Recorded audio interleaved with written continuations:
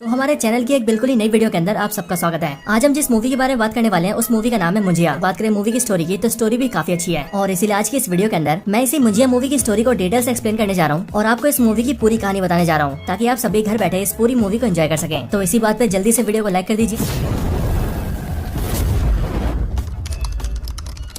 तो इस मूवी की स्टार्टिंग होती है कोनकान से, जो कोनकान महाराष्ट्र के अंदर है और यहाँ पर जब कहानी शुरू होती है तब साल होता है 1952। महाराष्ट्र के कोनकान के गांव के अंदर हम ये देखते हैं कि वहाँ पर एक छोटा सा बच्चा होता है जिसका नाम गोटिया होता है और उसकी उम्र 10 से 12 साल होती है। और गोटिया इस गाँव में अपनी माँ और अपनी छोटी बहन के साथ रहता था और गोटिया की बहन उससे 1-2 साल छोटी होती है। यहीं पर गोटिया जिस घर में रहता था उसके बगल वाले घर में कुछ और लोग रहते थे और यहीं पर एक लड़की रहती थी जिसका नाम था मुन्नी और गोटिया मुन्नी से प्यार करता था। लेकिन फर्क ये था कि जहाँ गोटिया की उम्र 10 से 12 साल थी वहीं पर मुन्नी उससे 7 साल बड़ी थी और इसीलिए मुन्नी की उम्र 18-19 साल थी। लेकिन गोटिया तब भी मुन्नी से प्यार करता था और वो ये चाहता था कि उसकी शादी मुन्नी से हो जाए। लेकिन मुन्नी के घर वाले उसकी शादी फिक्स कर देते हैं। लेकिन जिससे मुन्नी की शादी फिक्स होती है वो जिस दिन मुन्नी से शादी करने आता है उसी दिन गोटिया उस दुल्हन के खाने में चूहे मारने का जहर डाल देता है। हालांकि उस खाने से दूल्हा बच तो जाता है लेकिन इस बारे में बाकी सबको पता चल जाता है और जैसी गोटिया की माँ इस बात को जानती है वैसी वो गोटिया को पकड़ के अपने घर में लाती है और गोटिया को मारने के लिए एक बड़ा सा चाबुक निकालती है और उस चाबुक से गोटिया को बहुत मारती है। और यहाँ पर हम ये भी देखते हैं कि वैसे तो गोटिया किसी से नहीं डरता है लेकिन उसे अपनी माँ के चाबुक से बहुत डर लगता है। हालांकि उसी दिन मुन्नी की शादी हो जाती है और वहीं पर जो गोटिया की माँ होती है वो उसी दिन गोटिया का मुंडन भी करवा देती है। और वैसे तो जैसी मुन्नी की शादी होती है वैसी वो अपने दूल्हे के साथ चली जाती है। लेकिन हम ये देखते हैं कि गोटिया अभी मुन्नी को याद करता है और वो अभी भी ये सोचता है कि वो किसी तरह से मुन्नी से शादी कर ले। अब इसके लिए गोटिया ये फैसला करता है कि वो मुन्नी को हासिल करने के लिए काला जादू करेगा और काला जादू करके वो मुन्नी पर वशीकरण करेगा जिसके पास मुन्नी उसके पास आ जाएगी और फिर वो और मुन्नी दोनों शादी कर लेंगे। और वैसे भी यहाँ तक गोटिया के बारे में जानने के बाद ही आप सभी ये समझ ही होंगे कि गोटिया कोई आम बच्चा नहीं था बल्कि वो बेसिकली एक साइको बच्चा था जिसके मन में मुन्नी को पाने का ऑब्सेशन था। अब इधर गोटिया जैसी काला जादू करने का फैसला करता है वैसे ही वो अपनी छोटी बहन को अपने साथ लेता है और गाँव के पास के एक जंगल में चला जाता है। हमें पता लगता है कि गाँव के पास जो ये जंगल है इस जंगल का नाम चिंटुकवाड़ी है और क्योंकि ये गाँव से दूर है इसलिए आमतौर पर यहाँ जल्दी कोई नहीं आता है। गोटिया यहाँ पर अपनी छोटी बहन को रात के समय पर लाता है और यहाँ पर आकर एक बड़े से बरगद के पेड़ के नीचे बैठ जाता है और वहाँ बैठकर काला जादू करने लगता है। और फिर इसके बाद ही हम ये देखते हैं कि गोटिया अपनी छोटी बहन पर हमला कर देता है और एक चाकू से उसे मारने की कोशिश करता है। लेकिन गोटिया की छोटी बहन उसे रोकती है और उससे पूछती है कि आखिर वो ऐसा क्यों कर रहा है और वो अपनी छोटी बहन को क्यों मारना चाहता है। जिस पर गोटिया उसे बताता है कि उसे अपने काला जादू के अंदर एक लड़की की बलि देनी पड़ेगी और इसलिए यहाँ पर वो उसे मारकर उसकी बलि देगा। और फिर गोटिया के हिसाब से जैसे उसका काला जादू पूरा होगा वैसी मुन्नी उसके पास आकर उससे शादी कर लेगी। लेकिन यहाँ पर हम ये देखते हैं कि जब गोटिया अपनी छोटी बहन पर हमला करके उसे मारने की कोशिश करता है तभी उसकी छोटी बहन अपना बचाव करती है और वो गोटिया को धक्का मारती है। जिसके बाद जैसे गोटिया को धक्का लगता है वैसे उसका सर सीधा बरगद के पेड़ पर टकराता है और सर टकराने की वजह से गोटिया का सर फट जाता है और उसके सर से बहुत सारा खून निकलने लगता है और देखते ही देखते कुछ ही पलों के अंदर गोटिया की मौत हो जाती है। लेकिन ये सब देखकर गोटिया की जो छोटी बहन होती है वो जल्दी से भागकर गाँव जाती है और अपनी मदर के साथ साथ सारे गाँव वालों को वहाँ पर ले आती है। वहाँ पर आने के बाद ही सारे लोग गोटिया की हालत देखते हैं। लेकिन तभी गाँव के जो मुख्य पंडित होते हैं वो कहते हैं कि ये बहुत बड़ा अनर्थ हो गया है क्योंकि असल में गोटिया एक ब्राह्मण परिवार का लड़का है और अभी कुछ ही दिन पहले उसका मुंडन भी हुआ है। लेकिन गोटिया का मुंडन हुए 10 दिन भी पूरे नहीं हुए हैं और यहाँ पर गोटिया की अकाल मृत्यु हो गई है। और इसीलिए गाँव के सारे मुख्य पंडित बताते हैं कि अब गोटिया मरने के बाद ब्रह्म राक्षस बनने वाला है और हो सकता है कि ब्रह्म राक्षस बनने के बाद वो गाँव वालों का बुरा करे और इसलिए उन सबको गोटिया को यहीं पर रोकना होगा। इसके लिए गाँव वाले गोटिया को उसी पेड़ के नीचे दफना देते हैं जिस बरगद के पेड़ के नीचे गोटिया की मौत हुई थी। और फिर उसे दफनाने के बाद ही वो जो सारे मुख्य पंडित होते हैं वो मंत्रों का इस्तेमाल करके उस पूरे पेड़ को बांध देते हैं ताकि गोटिया उस पेड़ से कहीं भी दूर न जा सके और उसकी आत्मा जो कि ब्रह्म राक्षस बन चुकी है वो हमेशा के लिए वहाँ पर कैद होकर रह जाए। हालांकि यहीं पर हम ये भी जानते हैं कि गोटिया जिस हालत में मरा है उस हालत में मरने वाले को मुंजिया कहते हैं जिसका मतलब अब गोटिया मुंजिया बन चुका है। अब इसके बाद ही कई साल बीत जाते हैं और बहुत सालों के बाद हम सीधा पुणे शहर को देखते हैं जो पुणे शहर भी महाराष्ट्र के अंदर ही है लेकिन ये कोनकान और उसके गाँव से काफी दूर है। यहाँ पुणे के अंदर हम मूवी के मेन कैरेक्टर को देखते हैं जिसका नाम है बिट्टू और बिट्टू पुणे शहर के अंदर अपनी मदर और ग्रैंड मदर के साथ रहता है यानी कि माँ और दादी के साथ। इसके साथ ही हम ये भी जानते हैं कि बिट्टू के फादर की कई साल पहले मौत हो चुकी है और उसकी जो मदर है वो एक ब्यूटी पार्लर चलाती है और उससे वो लोग काफी अच्छा पैसा कमाते हैं एंड उनकी फैमिली काफी अच्छे से चल रही है। और अपनी फैमिली के अंदर बिट्टू, उसकी मदर और उसकी दादी तीनों काफी खुश हैं। साथ ही साथ हम ये भी जानते हैं कि बिट्टू भी अपनी मदर की उनकी काम में हेल्प करता है और बिट्टू को भी लड़कियों के बाल काटना और उनका मेकअप करना काफी अच्छे से आता है। यहीं पर हम देखते हैं कि बिट्टू की एक दोस्त होती है जो कि उसके बगल वाले घर में रहती है और बिट्टू के इस वाली दोस्त का नाम होता है बेला। और ये बेला जो कि एक लड़की होती है वो बिट्टू की बचपन की दोस्त होती है और ये दोनों बचपन से एक साथ खेल कूद कर बड़े हुए हैं। यहाँ पर बेला बिट्टू से मिलने आती है और वह बिट्टू से अपने बॉयफ्रेंड को भी मिलवाती है। और हम ये देखते हैं कि बेला के बॉयफ्रेंड का नाम कुबा होता है और वो एक अंग्रेज होता है। लेकिन बिट्टू को बेला के बॉयफ्रेंड से मिलकर खुशी नहीं होती क्योंकि असलियत में बिट्टू मन ही मन बेला से प्यार करता है लेकिन उसने कभी भी बेला से ये बात बोली नहीं है। हालांकि यहीं पर हम ये देखते हैं कि बिट्टू को उसके मन में अचानक से वही पेड़ दिखता है जिस बरगद के पेड़ के नीचे मुंजिया को कैद करके रखा गया है। साथ ही साथ यहाँ पर बिट्टू ये भी देखता है कि इस बरगद के पेड़ के ऊपर एक राक्षस जैसा बच्चा है जो कि उसे अपने पास बुला रहा है। और यहाँ बिट्टू ये भी सोचता है कि उसे एक ख्याल बचपन से आ रहे हैं और वो हमेशा अपने मन में इसी पेड़ को देखता है। लेकिन यहाँ बिट्टू इन सारी बातों को इग्नोर करता है और वो अपने घर से बाहर निकलकर अपने दोस्त से मिलने जाता है। हम ये देखते हैं कि बिट्टू का एक बेस्ट फ्रेंड होता है जो कि एक सरदार होता है और उसका नाम स्पीलबर्ग होता है। अब वैसे तो रियल में इसका नाम स्पीलबर्ग नहीं होता लेकिन अब क्योंकि बिट्टू के सरदार दोस्त को वीडियो शूट करने का काफी शौक होता है इसीलिए वो अमेरिका के फिल्म मेकर स्पीलबर्ग से इंस्पायर होकर अपना खुद का नाम भी स्पीलबर्ग रख लेता है। यहाँ पर हम ये देखते हैं कि बिट्टू अपनी लाइफ में काफी खुश होता है लेकिन फिर एक दिन अचानक से बिट्टू को उसके चाचा की बेटी का फोन आता है, यानी कि उसकी कजन सिस्टर का, जिसका नाम होता है रुक्कू। फोन पर रुक्कू बिट्टू से कहती है कि उसके घर वालों ने उसकी शादी फिक्स कर दी है और इसीलिए अब कुछ ही दिनों के अंदर उसकी सगाई होने वाली है। इसीलिए वो चाहती है कि बिट्टू अपनी फैमिली के साथ उसकी सगाई में आए। वो बताती है कि उसने बिट्टू की माँ को और दादी माँ को दोनों को इन्विटेशन दे दिया है और इसीलिए वो बिट्टू को भी पर्सनली बोल रही है। इसीलिए वो चाहती है कि उसकी सगाई में सब लोग आए। और फिर इसीलिए इसके बाद ही हमें देखते हैं कि बिट्टू, उसकी मदर और उसकी ग्रैंड मदर तीनों ये फैसला करते हैं कि वो तीनों रुक्कू की सगाई में जाएंगे। हालांकि यहीं पर हम ये नोटिस करते हैं कि बिट्टू की मदर इस बात को सुनकर काफी ज्यादा नाराज हो जाती है और वो बिट्टू की ग्रैंड मदर से कहती है कि वो बिट्टू को लेकर रुक्कू की सगाई में नहीं जाना चाहती, क्योंकि वो जब भी बिट्टू को लेकर गाँव जाती है तब हमेशा बिट्टू की तबियत खराब हो जाती है। लेकिन इसके बावजूद भी हम ये देखते हैं कि वो तीनों गाँव जाने का प्लान करते हैं और वो तीनों गाँव जाने के लिए निकल जाते हैं। आगे हमें पता लगता है कि रुक्कू और उसके पेरेंट्स यानी कि बिट्टू के चाचा की फैमिली कोनकान के उसी गाँव में रहते हैं जिस गाँव में मुंजिया रहता था। और अब क्योंकि बिट्टू मुंजिया के गाँव से जुड़ा हुआ था और उसे हमेशा ही मुंजिया के ख्याल भी आते थे, इसलिए यहाँ पर ये सब देख के हमें ये तो क्लियर हो जाता है कि हो ना हो बिट्टू का मुंजिया से कोई ना कोई कनेक्शन तो जरूर है। हालांकि इन सबके बाद ही बिट्टू और उसकी फैमिली सीधा गाँव पहुँचते हैं और कोनकान के गाँव में आकर वो लोग सीधा अपने चाचा के घर जाते हैं। बिट्टू जब चाचा के घर पहुँचता है तब वहाँ पर उसके चाचा की फैमिली उन सबको देखकर काफी खुश होती है। लेकिन हम यहाँ पर ये भी नोटिस करते हैं कि बिट्टू का जो चाचा है वो बिट्टू को और उसकी मदर को दोनों को नापसंद करता है और वो इसीलिए क्योंकि बिट्टू के चाचा का ऐसा मानना है कि उसके बड़े भाई की मौत बिट्टू और उसकी मदर की वजह से हुई है। और इसीलिए हम ये देखते हैं कि यहाँ पर घर के अंदर बिट्टू के चाचा बिट्टू की मॉम को थोड़ा बुरा भला कहते हैं, जिस वजह से उन दोनों के बीच आर्गुमेंट हो जाती है। लेकिन इसी आर्गुमेंट की वजह से बिट्टू के चाचा को और ज्यादा गुस्सा आता है और वो गुस्से में आकर बिट्टू को उसके डैड की मौत के बारे में बताने लगता है। अब यहाँ पर हम ये भी जानते हैं कि बिट्टू को अब तक ये पता नहीं होता है कि उसके डैड की मौत कैसे हुई थी, क्योंकि उसकी मदर और दादी ने इस बारे में उसे कभी कुछ नहीं बताया था। लेकिन यहाँ पर बिट्टू का चाचा गुस्से में आकर बिट्टू को सब कुछ बताने लगता है और वो बिट्टू से कहता है कि यहाँ हमारे गाँव के पास ही एक जंगली एरिया है जिसका नाम है चिंटुकवाड़ी और वो चिंटुकवाड़ी हमारी पुश्तैनी जगह है। लेकिन उसी चिंटुकवाड़ी के अंदर एक बरगद का पेड़ है जो कि शापित है, क्योंकि बहुत साल पहले वहाँ पर एक लड़का मर गया था और अब गाँव वालों को ऐसा मानना है कि वो मुंजिया बन गया है, इसीलिए उसके डर से रात को वहाँ पर कोई भी नहीं जाता है। लेकिन आज से काफी साल पहले उसके बड़े भाई ने यानी कि बिट्टू के फादर ने उस चिंटुकवाड़ी को बेचने की कोशिश की थी। लेकिन अब क्योंकि उसके शापित होने के किस्से सबको पता है, इसलिए कोई भी चिंटुकवाड़ी को खरीदने को तैयार नहीं था, क्योंकि सबके मन में उस पेड़ का और मुंजिया का डर था। और इसी वजह से उसके बड़े भाई ने डिसाइड करा कि वो चिंटुकवाड़ी से उस पेड़ को काट देगा। लेकिन जैसे उसका बड़ा भाई उस पेड़ को काटने गया ताकि पेड़ के कटने के बाद ही वो ये साबित कर सके कि ना तो वो पेड़ शापित है और ना ही वहाँ पर कोई मुंजिया है। लेकिन जैसे उसका बड़ा भाई पेड़ को काटने गया वैसे अचानक से उसकी मौत हो गई और वो पास के समुद्र के अंदर डूब गया। और फिर इसके आगे बिट्टू का चाचा बिट्टू से कहता है, बिट्टू तुम जानते हो कि तुम्हारे पापा ने ये सब किसके लिए किया था? तुम्हारे पापा ने ये सब किया था तुम्हारी माँ के लिए, क्योंकि तुम्हारे पिता को तुम्हारी माँ का ब्यूटी पार्लर बड़ा करना था और उसे एक बढ़िया सा ब्यूटी पार्लर खोल के देना था और इसी काम के लिए उन्हें पैसे चाहिए थे जिसके लिए वो चिंटुकवाड़ी बेचना चाहते थे। लेकिन उस समय उनकी मौत हो गई और इसीलिए उस दिन के बाद से मैं तुम्हारी माँ से बहुत नफरत करता हूँ, क्योंकि मेरा ये मानना है कि उन्हीं की वजह से मेरे बड़े भाई की मौत हुई है। और हाँ बिट्टू, क्योंकि तुम इस औरत के बेटे हो इसलिए मुझे तुमसे भी नफरत है। अपने चाचा के मुँह से इन सारी बातों को सुनकर बिट्टू रोने लगता है और इसलिए रोते हुए वो सीधा घर के बाहर आता है और बाहर आकर सीधा स्कूटी उठाता है और वहाँ से डायरेक्टली चिंटुकवाड़ी चला जाता है और चिंटुकवाड़ी पहुंचकर वो उसी बरगद के पेड़ के आगे आ जाता है जहाँ पर उसके फादर की मौत हुई थी। इधर बाकी के घर वाले भी बिट्टू को ढूंढने लगते हैं और बिट्टू के चाचा जानकारी के लिए सारे गाँव वालों को फोन करते हैं, जिसके बाद उसके चाचा को पता लगता है कि गाँव के एक आदमी ने बिट्टू को चिंटुकवाड़ी में जाते हुए देखा था। बिट्टू का चाचा ये बात जानने के बाद ही परिवार वालों को बिट्टू के बारे में बताता है और वो सबसे कहता है कि बिट्टू चिंटुकवाड़ी के अंदर है। बट ये सुनकर बिट्टू के दादी बिट्टू के चाचा से कहती है कि वो जल्दी से चिंटुकवाड़ी जाए और बिट्टू को बचा कर लाए। लेकिन बिट्टू का चाचा ऐसा करने से मना कर देता है और वो बिट्टू की दादी से यानी कि अपनी माँ से कहता है कि रात के टाइम पर चिंटुकवाड़ी में कोई नहीं जाता है और इसलिए वो भी वहाँ पर नहीं जाएगा। लेकिन ये सुनने के बाद ही बिट्टू की दादी ये फैसला करती है कि वो खुद ही चिंटुकवाड़ी में जाएगी और बिट्टू को बचा कर लाएगी, क्योंकि बिट्टू की दादी ये जानती थी कि चिंटुकवाड़ी में जाने से बिट्टू की जान को खतरा हो सकता है। हालांकि चिंटुकवाड़ी जाने से पहले हम ये देखते हैं कि बिट्टू की दादी अपना एक बक्सा खोलती है और बक्से के अंदर से एक चाबुक निकालती है और फिर यहाँ पर हम ये नोटिस करते हैं कि ये बिल्कुल वही चाबुक होता है जिस चाबुक का इस्तेमाल करके मुंजिया की माँ उसे मारा करती थी। हालांकि फिर इसके बाद ही हम ये भी जान जाते हैं कि असल में बिट्टू की जो दादी है वो मुंजिया की छोटी बहन है, यानी कि वही छोटी बहन जिसे मुंजिया ने मारने की कोशिश करी थी, लेकिन उस रात वो खुद ही मारा गया था। और इसके साथ ही यहीं पर हम ये भी जानते हैं कि बिट्टू के ख्यालों में उसे हर बार मुंजिया और वो बरगद का पेड़ भी इसलिए दिखते हैं क्योंकि बिट्टू मुंजिया के वंशज का है और बिट्टू के अंदर भी मुंजिया के परिवार का ही खून है और इसलिए मुंजिया अपने परिवार के लोगों को देख सकता है। यहाँ पर बिट्टू की दादी यानी कि मुंजिया की बहन ये जानती थी कि मुंजिया को अगर किसी से डर लगता है तो वो डर लगता है सिर्फ उसकी माँ के चाबुक से और इसीलिए इसी चाबुक से उसे कंट्रोल किया जा सकता है। और इसीलिए यहाँ पर बिट्टू की दादी इस चाबुक को लेती है और चाबुक लेकर सीधा चिंटुकवाड़ी जाती है। चिंटुकवाड़ी पहुंचते ही जैसी वो बरगद के पेड़ के सामने आती है वैसी बिट्टू की दादी देखती है कि उस बरगद के पेड़ के ऊपर मुंजिया बैठा है, जो कि बिट्टू की दादी को देखते ही पहचान जाता है कि वो उसकी छोटी बहन है और इसलिए मुंजिया उस पर हंसता है और वो उससे कहता है कि उसकी छोटी बहन तो बहुत बड़ी हो गई है। लेकिन यहीं पर बिट्टू की दादी मुंजिया से यानी कि अपने बड़े भाई से कहती है कि दादा प्लीज वो उसके पोते को छोड़ दें। अब यहाँ पर आप सब जानते होंगे कि मराठी के अंदर बड़े भाई को दादा कहते हैं, इसलिए यहाँ पर बिट्टू की दादी मुंजिया को दादा कहती है। अगले पल बिट्टू की दादी देखती है कि मुंजिया ने अपने बरगद के पेड़ की शाखाओं से बिट्टू को बांध रखा है और इसलिए बिट्टू की दादी जैसे बिट्टू को देखती है वैसी वो वहाँ जाती है और वो बिट्टू को छुड़ाने की कोशिश करती है, लेकिन मुंजिया ने टहनियों से बिट्टू को बांधा होता है और इसलिए बिट्टू की दादी उन पर चाबुक मारती है। और यहाँ पर हम ये देखते हैं कि चाबुक के मार से न सिर्फ मुंजिया डरता है बल्कि इस चाबुक की मार से मुंजिया को नुकसान भी होता है और इसलिए मुंजिया जल्दी से बिट्टू को छोड़ देता है, जिसके बाद बिट्टू की दादी बिट्टू को लेकर वहाँ से जाने लगती है। लेकिन जैसे वो लोग जा रहे होते हैं वैसे मुंजिया बिट्टू के पास आता है और वो उसकी पीठ पर अपना हाथ चिपका देता है, पर यह देखकर बिट्टू की दादी फिर से मुंजिया को मारती है, जिसके बाद चाबुक के लगते हैं मुंजिया उसे छोड़ देता है और वो फिर से पेड़ पर चला जाता है। इसके बाद ही बिट्टू की दादी जल्दी से उसे लेकर चिंटुकवाड़ी से बाहर आती है और वहाँ से काफी दूर आने के बाद ही बिट्टू उनसे पूछता है कि दादी आखिर ये सब क्या है, वो कौन था और आप उसे कैसे जानती थी और आखिर आपको ये कैसे पता था कि उसे इसी चाबुक से डर लगता है। इन सब बातों को सुनने के बाद ही बिट्टू की दादी उसे सब कुछ बताती है और वो उसके सामने सारी सच्चाई को रख देती है, जिसके बाद बिट्टू ये जान जाता है कि वो मुंजिया असल में उसकी दादी का बड़ा भाई है और उसने अब तक क्या क्या किया है। मुंजिया के बारे में सब कुछ जानने के बाद ही बिट्टू भी काफी डर जाता है, लेकिन बिट्टू की दादी उससे कहती है कि उसे अब डरने की कोई जरूरत नहीं है, क्योंकि मुंजिया उस पेड़ से दूर कहीं नहीं जा सकता है। और इसीलिए बिट्टू को भी बस इस बात का ध्यान रखना है कि वो फिर से कभी भी उस पेड़ के पास आ जाए। लेकिन इसके अगले पल में हम ये देखते हैं कि मुंजिया बिट्टू के सामने खड़ा होता है और वो इस टाइम पर उसकी दादी के पीछे होता है। मुंजिया को देखकर बिट्टू हक्का बक्का हो जाता है, क्योंकि कुछ टाइम पहले उसकी दादी ने उसे बोला था कि मुंजिया उस पेड़ से दूर कहीं नहीं जा सकता है, लेकिन अब वो उनके पास आ चुका है। और इसीलिए वहाँ पर आते ही मुंजिया सीधे बिट्टू की दादी की गर्दन पकड़ता है और वो झटके से उनकी गर्दन तोड़ के उन्हें मार देता है। और फिर यहीं पर ही हम ये समझ जाते हैं कि असल में बिट्टू के जाने से पहले मुंजिया ने जब उसके पीठ पर हाथ चिपकाया था, तब उसके जरिए उसने बिट्टू की पीठ पर अपना निशान छोड़ दिया था और इसीलिए बिट्टू के माध्यम से उसने अपने आप को बरगद के पेड़ से आजाद कर लिया। एंड दैट्स व्हाई वो कहीं भी मूव कर सकता है। लेकिन ये सब देखने के बाद ही बिट्टू बेहोश हो जाता है और फिर इसीलिए कुछ टाइम बाद ही गाँव वाले उसे ढूंढते आते हैं और वो बिट्टू को लेकर सीधा हॉस्पिटल जाते हैं। हॉस्पिटल आकर बिट्टू की आंखें खुलती हैं और तब बिट्टू पूछता है कि उसकी दादी कैसी है, जिस पर उसके घर वालों से बताते हैं कि वहाँ चिंटुकवाड़ी से थोड़ी सी दूरी पर उसकी दादी की लाश मिली है, जिसका मतलब उसकी दादी मर चुकी है। हालांकि पुलिस ने इन्वेस्टिगेशन की है और इसीलिए पुलिस का ऐसा मानना है कि शायद से उसकी दादी फिसल कर गिर गई होगी और इसीलिए उनकी मौत हो गई होगी। लेकिन असल में बिट्टू इस बात को जानता था कि उसकी दादी की मौत गिरने से नहीं हुई है, बल्कि उसकी दादी को मुंजिया ने मारा है। हालांकि बिट्टू इतना ज्यादा डरा होता है कि वो इस बारे में किसी को भी बता नहीं पाता है। लेकिन इसके बाद ही हम ये देखते हैं कि बिट्टू के जो चाचा होते हैं वो बिट्टू की मदर से झगड़ा करने लगते हैं और वो फिर से बिट्टू की मदर को ब्लेम करते हैं कि पहले उसकी वजह से उसका भाई मर गया और अब उस औरत की वजह से उसकी माँ भी मर गई। लेकिन ये सब सुनकर बिट्टू की मदर को गुस्सा आता है और इसीलिए वो बिट्टू को लेकर उस गाँव से निकल जाती है और बस पकड़ के सीधा पुणे आने लगती है। लेकिन बस में हम ये देखते हैं कि बिट्टू की पीछे वाली सीट पर मुंजिया होता है और बिट्टू भी जैसी मुंजिया को देखता है वैसे ही वो बहुत डर जाता है। हालांकि यहाँ पर मुंजिया बिट्टू को बताता है कि उसे सिर्फ और सिर्फ बिट्टू देख सकता है और कोई भी नहीं, और वो इसीलिए क्योंकि बिट्टू की रगों में उसका खून दौड़ रहा है। हालांकि मुंजिया को देखकर बिट्टू काफी ज्यादा डर जाता है, लेकिन अचानक से मुंजिया गायब हो जाता है और फिर आगे हम ये देखते हैं कि बिट्टू अपने घर आ चुका है। लेकिन घर आने के बाद जैसी रात होती है और बिट्टू सोने जाता है, वैसे मुंजिया उसके रूम में आ जाता है और वो बिट्टू से कहने लगता है कि मुन्नी को ढूंढो, मुन्नी को ढूंढो। लेकिन बिट्टू को उसकी बातें समझ नहीं आती और वो सिंपली उससे डरने लगता है। और अब क्योंकि बिट्टू मुंजिया के लिए उसकी बातें नहीं मान रहा था, इसलिए मुंजिया उसे पीटने लगता है। वो कभी बिट्टू को बिस्तर से गिरा देता है, कभी उसे उठाकर दीवार पे फेंक देता है और कभी तो उसके ऊपर अलमारी गिरा देता है। लेकिन इन सबके बाद बिट्टू समझ जाता है कि मुंजिया उससे किसी मुन्नी को ढूंढने के लिए कह रहा है। लेकिन बिट्टू ऐसा करने से मना कर देता है और वो सिंपली मुंजिया से कहता है कि उसने उसकी दादी को मार दिया है और इसीलिए वो उसकी कोई बात नहीं मानेगा। लेकिन बिट्टू जैसे ऐसा बोलता है वैसे मुंजिया जल्दी से बिट्टू की मदर के पास जाता है और बिट्टू की मदर इस टाइम पर घर के बाहर खड़ी होकर बातें कर रही होती है। लेकिन तभी जहाँ पर बिट्टू की मदर खड़ी होती है उसके पास ही एक स्ट्रीट लैंप होता है और मुंजिया उसी लैंप पर चढ़ जाता है और उसे तोड़कर बिट्टू की मदर के ऊपर गिरा देता है। लेकिन लकीली वो लैंप बगल में गिरता है और इसलिए बिट्टू की मदर को कुछ भी नहीं होता है। लेकिन ये देखकर अब बिट्टू बहुत ज्यादा डर जाता है और इसीलिए वो मुंजिया से कहता है कि वो जैसा बोलेगा वो वैसा ही करेगा। लेकिन मुंजिया उससे कहता है कि वो उसके पास रात को आया करेगा और इसीलिए उसे मुन्नी को रात को ढूंढना पड़ेगा। एंड इसके बाद ही हम ये देखते हैं कि बिट्टू को ना चाहते हुए भी रोज रात को अपनी नींद खराब करनी पड़ती है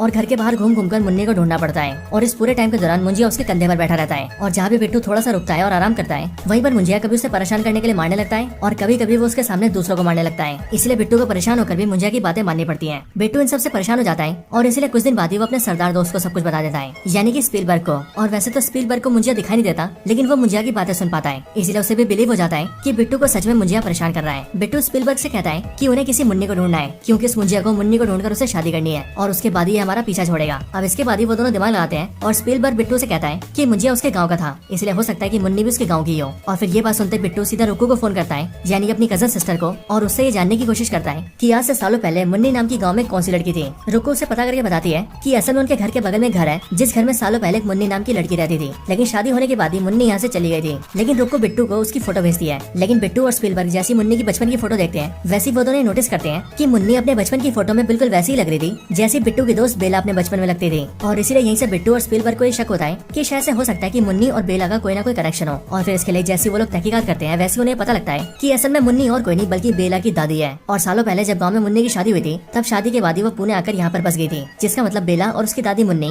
बिट्टू के बगल में ही रहती है। ये जानने के बाद ही बिट्टू मुंजिया को बताता है कि उसकी मुन्नी उसके बगल में रहती है और फिर ये बोलकर वो मुंजिया को उसके पास ले जाता है। लेकिन जैसे मुंजिया देखता है कि उसकी मुन्निया बूढ़ी हो चुकी है वैसे वो उसे शादी करने से मना कर देता है। लेकिन तभी वो बेला को देख लेता है और क्योंकि बेला भी काफी हद तक उसके दादी जैसे दिखते थे इसीलिए मुंजिया को यहाँ पर बेला से प्यार हो जाता है और अब वो बिट्टू से कहता है कि वो बेला से शादी करेगा। लेकिन ये सुनकर बिट्टू मना कर देता है और वो मुंजिया से कहता है कि वो ऐसा कभी नहीं होने देगा और बेशक से मुंजिया उसकी जान ले लेकिन वो इस काम में उसकी कोई हेल्प नहीं करेगा। पर ये सुनते ही मुंजिया बिट्टू से कहता है कि अगर उसने उसकी मदद नहीं करी तो वो बिट्टू के सामने उसके चाहने वालों को मार देगा। वो बिट्टू की मदर को मार देगा, उसके सरदार दोस्त को मार देगा, बेला को मार देगा और बाकियों को भी मार देगा। और इसीलिए मुंजिया की बातें सुनकर बिट्टू डर जाता है और वो उस टाइम पर मुंजिया की बात मानने के लिए राजी हो जाता है। लेकिन अगले दिन जब सुबह होती है तब दिन का टाइम आते ही मुंजिया गायब हो जाता है। और वैसे यहाँ पर हमें ये चीज भी पता लगती है कि मुंजिया सिर्फ रात को ही आता है और रात को ही रहता है, बाकी दिन होते ही वो गायब हो जाता है और इसीलिए दिन के टाइम में वो कभी भी बिट्टू के पास नहीं आ सकता। यहाँ पर बिट्टू अब काफी ज्यादा परेशान हो जाता है और इसीलिए वो अपने सरदार दोस्त स्पीलबर्ग से हेल्प मांगता है। इसके बाद स्पीलबर्ग बिट्टू को लेकर सीधा भूत भगाने वाले एक आदमी के पास जाता है और भूत भगाने वाले ये आदमी और कोई नहीं बल्कि साउथ के फेमस एक्टर सत्यराज होते हैं, यानी कि अपने बाहुबली के कटप्पा। यहाँ पर आने के बाद बिट्टू और स्पीलबर्ग दोनों कटप्पा से मिलते हैं जिनका इस मूवी के अंदर नाम होता है एल्विस प्रभाकर। और इसीलिए आसानी के लिए हम यहाँ पर सिर्फ इन्हें एल्विस बोलेंगे। एल्विस एल्विस से मिलने के बाद ही वो उन्हें सब कुछ बताते हैं और फिर इसके बाद ही बिट्टू एल्विस को अपनी पीठ पर का निशान दिखाता है और बिट्टू की पीठ पर एक हाथ का निशान होता है और ये हाथ का निशान मुंजिया का होता है। यहाँ पर एल्विस जैसे इस हाथ के निशान को देखता है वैसे वो समझ जाता है कि ये निशान मुंजिया का है और इसलिए वो बिट्टू से कहता है कि तुम्हें जो परेशान कर रहा है वो मुंजिया है। उनके मुंह से इस बात को सुनते बिट्टू हैरान रह जाता है क्योंकि बिट्टू अपने मन में ये सोचता है कि उसने अभी तक उन्हें खुद से मुंजिया के बारे में बताया नहीं था, लेकिन एल्विस ने मुंजिया के हाथ का निशान देखते ही मुंजिया के बारे में पता लगा लिया। इसके बाद एल्विस अपने रूम से एक बड़ा सा स्क्रोल लेकर आता है और उसके अंदर काफी सारे पुराने पेपर्स होते हैं जिनके अंदर पुरानी कथाएं लिखी होती है और उन पर कई सारी चित्रकला बनी होती है। वो सब दिखाकर एल्विस उन्हें बताता है कि पुरानी कथाओं के हिसाब से मुंजिया एक पावरफुल भूत होता है। असल में जब भी किसी ब्राह्मण बच्चे का मुंडन होता है और वो अपने मुंडन होने के 10 दिन के अंदर ही मर जाता है तब वो एक ऐसा ताकतवर ब्रह्म राक्षस बनता है जो कि मुंजिया कहलाता है। और वैसे तो मंत्रों के इस्तेमाल से मुंजिया को कैद किया जा सकता है, लेकिन अगर उस मुंजिया को कोई ऐसा इंसान मिल जाए जो कि उसी के परिवार या वंशज का हो तो मुंजिया उसके जरिए खुद को कैद से निकाल सकता है। और सिर्फ यही नहीं, उसके मन में जो इच्छा बाकी रह गई है वो अपनी उस वाली इच्छा को पूरा करने के लिए भी उस आदमी का इस्तेमाल कर सकता है। और इस टाइम पर तुम्हारा मुंजिया तुम्हारे साथ ऐसे ही कर रहा है। लेकिन ये सब सुनने के बाद ही बिट्टू एल्विस से पूछता है कि अब आखिरकार मुंजिया क्या करना चाहता है और एक्चुअली में हम लोग उसे रोक कैसे सकते हैं। इस पर एल्विस उसे बताता है कि ये मुंजिया बहुत ज्यादा शक्तिशाली होते हैं और इसीलिए जब तक ये अपने ब्रह्म राक्षस के रूप में तब तक इन्हें मारा नहीं जा सकता है। लेकिन हाँ, तुम जिस मुंजिया की बात करे उसे शादी करनी है और शादी करने के लिए उसे एक विधि को अपनाना पड़ेगा। इस विधि को करने के लिए वो तुमसे कहेगा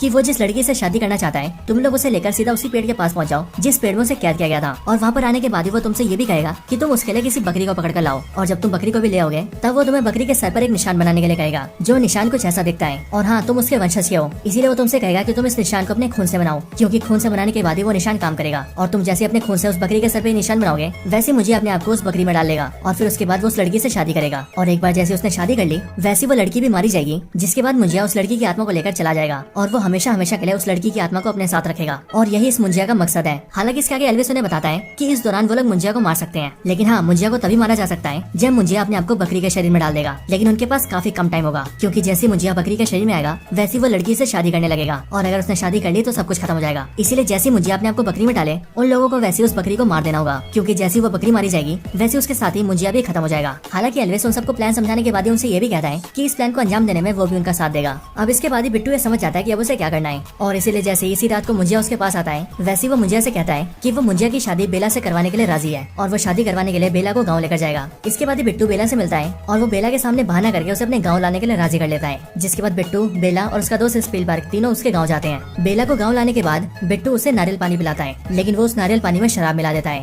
जिस वजह से जैसी बेला उसे पीती है वैसी बेला नशे में आ जाती है। और इसलिए बिट्टू जल्दी से बेला को लेता है और अपने दोस्त स्पीलबर्ग के साथ मिलकर सीधा चिंटूवाड़ी में आता है। हालांकि इन सब के दौरान ही हम ये देखते हैं कि गांव में बिट्टू की जो कजन सिस्टर होती है यानी कि रोको, वो भी मुंजिया को देख लेती है और अब क्योंकि वो भी सेम खानदान से है इसलिए वो भी मुंजिया को देख पाती है। इसलिए बिट्टू रोको को सब कुछ समझाता है और उसे भी अपने प्लान में शामिल कर लेता है। जिसके बाद ही वो सब लोग मिलकर एक बकरी उठाते हैं और सारी चीजों को लेकर सीधा बरगद के पेड़ के नीचे पहुंचते हैं। और यहाँ पर आने के बाद ही जैसा एल्विस ने बोला था मुंजिया बिल्कुल वैसा ही बोलता है और वो बिट्टू से कहता है कि वो बकरी के सर पे अपने खून से इस तरह के निशान को बना दे। और फिर बिट्टू जैसे अपने खून से उसके सर पे ऐसा निशान बनाता है वैसी मुंजिया बकरी की बॉडी में अपना शरीर डाल लेता है। लेकिन जैसे वो बकरी की बॉडी में आता है और शादी करने आता है वैसे बिट्टू उस बकरी को पकड़ लेता है और वो उसे काटने लगता है। लेकिन वो उस पर हमला करता है कि उससे पहले हम ये देखते हैं कि बेला जो कि नशे की हालत में थी वो बिट्टू को ऐसा करने से रोक देती है और वो नशे की हालत में उससे कहती है कि ये बकरी मेरा पति है, मेरी शादी हो रही है इससे, तुम इसे मार क्यों रहे हो, इसे मत मारो। और बेला ये सब इसीलिए बोल रही होती है क्योंकि वो नशे में होती है। लेकिन उसके ऐसा करने की वजह से बिट्टू मुंजिया को मार नहीं पाता है। हालांकि इस टाइम पर हम ये देखते हैं कि उस बकरी के सर पे जो निशान बना होता है वो निशान बेला के शरीर में चिपक जाता है, जिस वजह से बेला के शरीर पर भी वैसा निशान बन जाता है। हालांकि तभी बिट्टू को एल्विस की कई भी बातें याद आती है और एल्विस ने उससे कहा था कि जब वो बकरी के सर पर अपने खून से निशान बनाएगा तब उसे इस बात का ध्यान रखना पड़ेगा कि वो निशान बकरी के सर के अलावा और कहीं पर भी ना बने, खास करके किसी इंसान पर तो बिल्कुल नहीं, क्योंकि अगर ऐसा हुआ तो मुंजिया सीधा उसकी बॉडी में घुस जाएगा। और यहाँ पर प्रेजेंट टाइम में हम ऐसा ही देखते हैं क्योंकि जैसे बकरी का सर बेला की बॉडी पर लगता है और बेला के शरीर पर वो निशान चिपकता है वैसी मुंजिया सीधा बेला के अंदर घुस जाता है। और फिर जैसे वो बेला के अंदर आता है वैसी वो देखने में बहुत डरावनी हो जाती है और वो बिट्टू से कहती है कि उसने उसे मारने की कोशिश की है, जिसका मतलब उन सब ने मुंजिया को धोखा दिया है और इसलिए मुंजिया उन सबको मार देगा। और फिर ये बोलकर मुंजिया जो कि बेला की बॉडी में होता है वो सब पर अटैक कर देता है। अब मुंजिया से बचने के लिए बिट्टू, रुक्कू और स्पीलबर्ग तीनों वहाँ से भाग जाते हैं और वो चिंटूवाड़ी से भागकर सीधा रुक्कू के घर में घुस जाते हैं। लेकिन मुंजिया पीछा करते हुए वहाँ भी पहुँच जाता है। अब हालांकि मैं आपको बता दूं कि वैसे तो ये काफी हॉरर सीन होता है, लेकिन जैसा कि स्त्री मूवी के एंड में हमने देखा था कि वहाँ हॉरर के साथ साथ कॉमेडी भी हो रही थी, ठीक बिल्कुल वैसे यहाँ पर भी हॉरर के साथ साथ काफी कॉमेडी हो रही होती है। इसी टाइम पर बिट्टू एल्विस को भी अपने पास बुला लेता है। हालांकि इस टाइम पर हम ये देखते हैं कि इन सारी भागा दौड़ी के दौरान ही वो निशान बिट्टू के चाचा के सर पर भी बन जाता है, जिस वजह से मुंजिया बेला की बॉडी से निकलकर सीधा बिट्टू के चाचा की बॉडी में घुस जाता है। और अब उसके बाद बाद वो सब पर हमला करने लगता है। सबको ठिकाने के बाद ही मुंजिया, जो कि बिट्टू के चाचा की बॉडी में था, वो सीधा बेला को पकड़ता है और उसे लेकर सीधा चिंटू की बॉडी में जाता है। लेकिन ये देखकर बिट्टू उनका पीछा करता है और वो उनके पीछे पीछे जाता है। हालांकि रास्ते में वो उसी जगह पर पहुंच जाता है जिस जगह पर मुंजिया ने उसकी दादी को मारा था। लेकिन वहाँ पर आते बिट्टू ये देखता है कि उसकी दादी के हाथों में जो चाबुक होता है वो बिल्कुल उसी जगह पर होता है जिस जगह पर उसकी दादी की मौत हुई थी। और जाहिर है ये चाबुक जैसी छड़ी वही छड़ी होती है जिससे कि मुंजिया को नुकसान पहुंचाया जा सकता है। और इसीलिए बिट्टू उसे उठा लेता है और उसे लेकर सीधा चिंटू की बाड़ी में पहुंचता है। चिंटू की बाड़ी में पेड़ के पास आते हुए देखता है कि वहाँ पर मुंजिया बेला से शादी करके उसकी आत्मा को अपने साथ ले जाने की तैयारी कर रहा है। लेकिन तभी ये सब देखकर वो बेला को बचाने की कोशिश करता है और उस चाबुक जैसी छड़ी से मुंजिया पर अटैक करता है। हालांकि इस दौरान बिट्टू उस पर काफी हमले करता है, लेकिन तब भी मुंजिया काफी ज्यादा पावरफुल होता है और इसीलिए वो बिट्टू को उठा उठाकर फेंकता है। लेकिन हम ये देखते हैं कि बिट्टू फाइट करते हुए किसी तरह से अपने चाचा की पीठ पर वही निशान बना देता है जिस निशान से मुंजिया शरीर बदलता है। और फिर चाचा की पीठ पर निशान बनाने के बाद ही बिट्टू जल्दी से वो निशान पेड़ पर भी बना देता है। और फिर जैसे वो पेड़ पर निशान बनाता है वैसे हम ये देखते हैं कि मुंजिया बिट्टू के चाचा की बॉडी से निकल जाता है और वो सीधा पेड़ की बॉडी में घुस जाता है। मतलब क्या मुंजिया पेड़ के अंदर आ जाता है। और अब बिट्टू को और बेला को ऐसा लगता है कि उन लोगों ने मुंजिया को पेड़ के अंदर कैद कर दिया है। लेकिन अब क्योंकि मुंजिया बहुत ज्यादा पावरफुल था इसलिए मुंजिया पेड़ के अंदर आने के बाद भी पूरे पेड़ को कंट्रोल करता है और वो पेड़ की टहनियों से उन सबको पकड़ने लगता है। लेकिन तभी बेला ये देखती है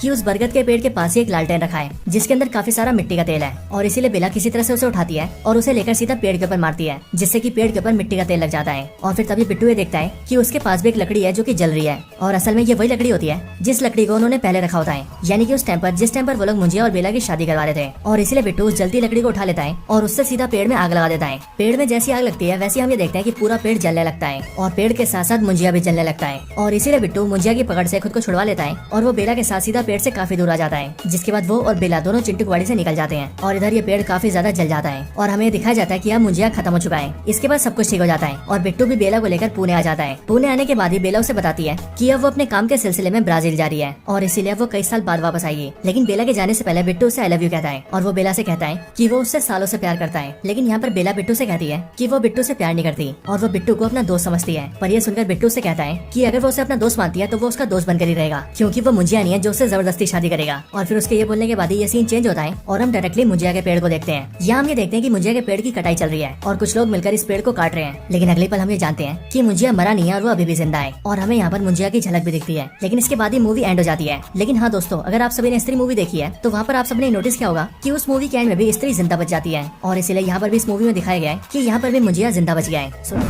सो दोस्तों, यही थी वीडियो मुंजिया मूवी की स्टोरी के ऊपर। आप सभी को इस मूवी की स्टोरी कैसी लगी ये आप मुझे कमेंट्स के अंदर जरूर बताएं और अगर आप सभी का कोई और रिकमेंडेशन हो तो आप वो भी मुझे कमेंट्स के अंदर बता सकते हैं। बाकी वीडियो पसंद आई हो तो इसे लाइक जरूर करें, चैनल को सब्सक्राइब नहीं करा तो अभी के अभी सब्सक्राइब करें, वीडियो को शेयर करना चाहते हैं तो ज्यादा से ज्यादा शेयर करें एंड आप सभी इसी तरह से हंसते और मुस्कुराते रहें। बाकी मैं आपसे मिलता हूँ ऐसे किसी और बेहतरीन वीडियो में, तब तक के लिए गुड बाय।